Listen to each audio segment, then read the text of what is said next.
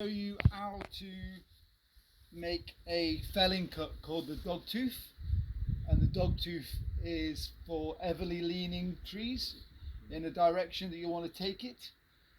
So with the dog tooth, it's normally used on trees that are heavily leaning, that are tendency to split along the linear, the blocks that build the tree. So sweet chestnut, ash, sometimes sycamore, you can cut. If you do a normal straight felling cut, where you take the directional cut out and the normal felling cut is coming from behind, they can split, and if you're behind they can twist and kill you. So this cut can increase your life expectancy. So it's quite a useful one, and you have to be careful not to try to do one that is too small diameter because of the bar when you go in.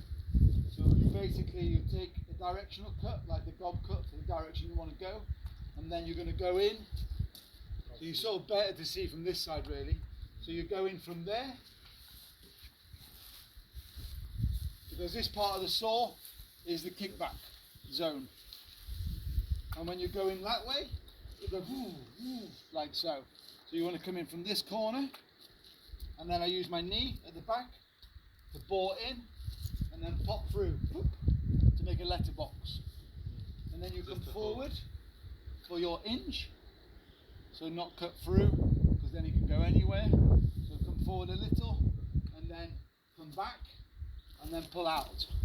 And then you kind of get ready to run this way, make sure it's clear.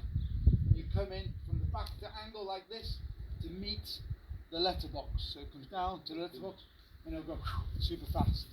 But normally if you're chainsawing to fell, if you're felling a tree, you would work from this side, not this side, because the chainsaw is designed so the blade is further away from you. So you would normally work from this side every time, and you would also do the dog tooth this side because the blade is there. But because of the apricot tree, we're working this side, like so.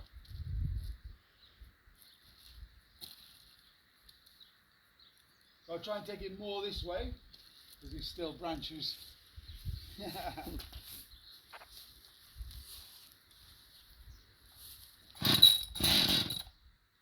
the saw starts.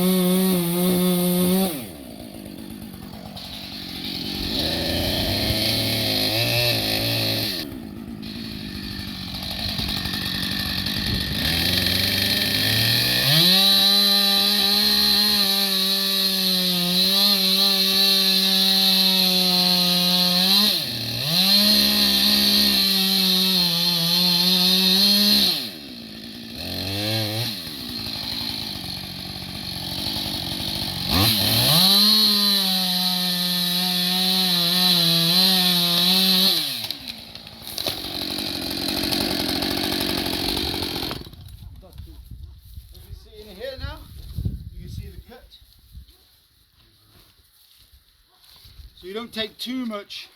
You can take like 10-15% of the diameter for the directional cut, the direction you want it to go, and then board in, make the letterbox, come forward a little to make sure you've got a good hinge, come back, not too far. If you come off of there, so then come back, and it stops all the forget the word now, lignin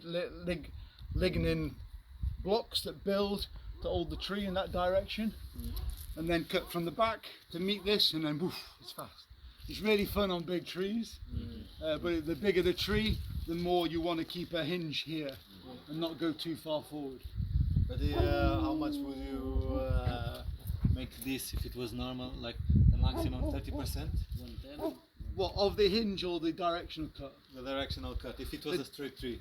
Directional cut or the normal straight key, they're normally 15-20%. Okay. Yeah. So, and also like if you're doing timber trees, or generally good practice is to cut really low down, so you don't lose Yeah. value to your timber by cutting too high up. But also this is quite a nice. There's also another cut called a Danish cut, which is kind of similar, and you do the directional cut and you sort of bore in. Well, you come like 3/4 or so. You come in like this, and then you pop through like that. So the only olding wood is there, and then you just like come. You can walk around, make sure a big space, like 2 meters back, walk around, and then just cut that bit.